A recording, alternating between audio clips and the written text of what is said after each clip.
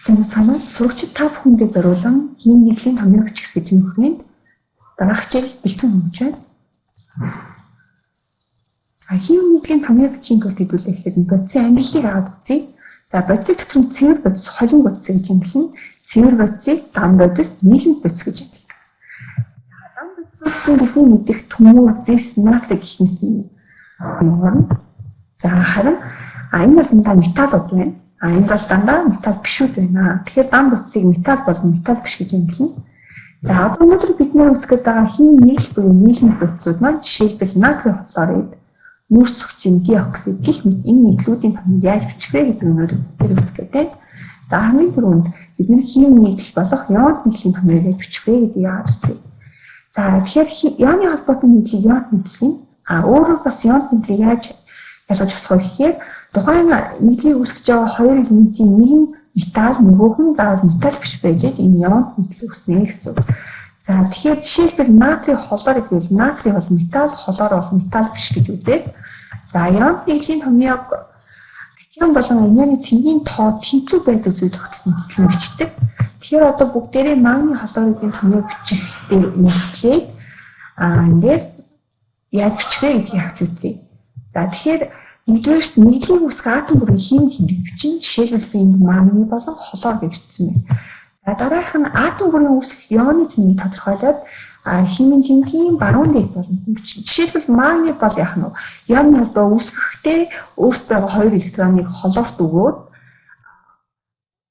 энэ дээр яах нь нэг 2 гэсэн ионы катионы цэнэгтэй болно. За хлор болохоор хасах нэг гэсэн ионы цэнэгтэй байна гэсэн. Яагаад гэвэл хлор бол хослоогүй нэг электрон байгаа учраас энүүгээрээ яах нь магнитай нэгдэх гэдэг байна гэсэн. За тэгэхээр ионы цэнийг тус бүрт зэрэг хуваагдах хамгийн бага ерөнхий хуваагдагчийг дараад нь олох ёстой.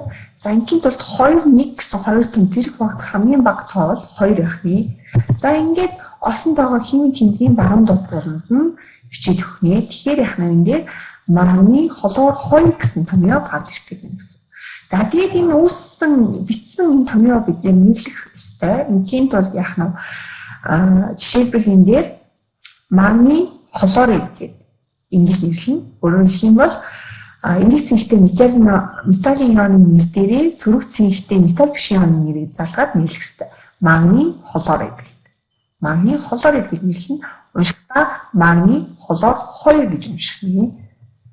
За үүний дараа бас ионт нийтлэг томьёог бичих өөр нэг хэлбэр бол энэ дээр за бид нар бол сая дандаа энгийн он дээр бичсэн. Одоо тэгвэл нийлбэн ион дээр болоод ирэхээр жишээлбэл нитратын ионтой байхад яаж бичих вэ? Сульфатын ионтой байхад яаж бичих вэ гэхээр энэ хоёр жишээг авч үзэх болно.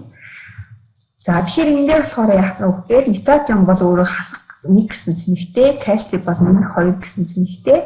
За ингээд нөгөө хэрээс аргыг ашиглаад яах нь өөрөөр хэлэх юм бол 1 гэдэг нь кальцийн баруун доод болонд нь 2 гэдэг нь нитрат ион дээр ирээд ингээд кальций NO3 2 дахин кальций нитрат гэдэг нийтлийн томьёо гарч ирнэ гэсэн үг. За үүний дараагаар бид нэр коалентийн холбооны нийтлийн томьёог яаж бичих вэ гэдэг гарч ирж байна. Тэгэхээр холбогдож буй атомууд нь гадаад дахрааныхаа хослоогүй электроноор дундын хос электрон үүсгэн бий болсон холбоо коалентийн холбоо гэдэг. Ихэвчлэн энэ коалент нийтлэлээр болохоор коалентийн холбоотой нийтлэлээр болохоор дандаа металл бишүүд холбогдсон байдаг. За тэгэхээр энийг болохоор сая бол ионы цэнэгт үндэслэн бичижсэн бол энэ коалент холбоотой нийтлийн томьёог бичихдээ элементийн валентэд үндэслэн бичдэг. За тэгэхээр ингээд нийтлийг үүсгэх атом бүрийн химийн тэнгийг бичих ёстой. За үүний дараагаар 2 дугаарт нь элементийн атом валентийн тэнгийн баруун дэд болонд нь бичих ёстой. Тэгээд хэрээс аргыг хэрэглээд энэ хэсэг тавих ёстой.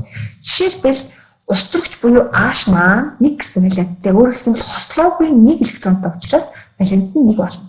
Хүчилтөрөгч бол яах нь хослоогүй 2 электронтой учраас валент нь 2 болно. За ингээд хэрээс аргаараа тавихаар ингээд H2O гэж байна. Өөрөөр бас нөгөө зэрэг хуваагдах хамгийн бага хуваагдагчаараа олж болно. Жишээлбэл 1 2 гэсэн 2 дахь нь зэрэг хуваагдах тоо бол 2 юм. Тэгэхээр 2-ыг 1 дугаалаа 2 гарна. 2-ыг 2 дугаалаа 1 гарна гэдэг энэ томьёо H2O буюу энд усны томьёо гараад ирнэ.